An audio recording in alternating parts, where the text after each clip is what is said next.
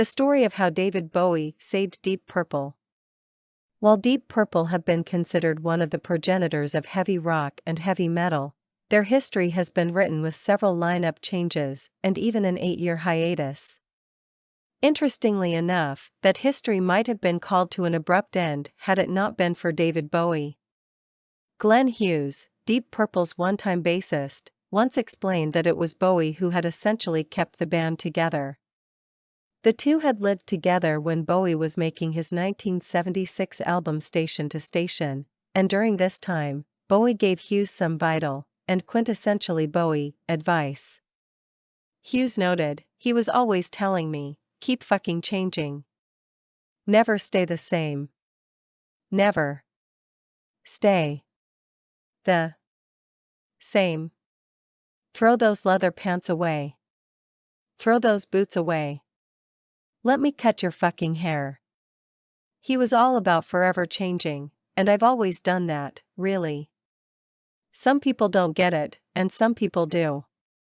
Indeed, Bowie was an adherent of that very advice. He was persistently changing his image and his sound regardless of what his fans thought and what the press wrote about him, and that mantra of keep fucking changing stayed with Bowie right up until his death in 2016 and the release of his final album Black Star. However, this was not the only advice that Bowie gave to Hughes that helped to keep Deep Purple ticking along after guitarist Ritchie Blackmore left the group in 1975.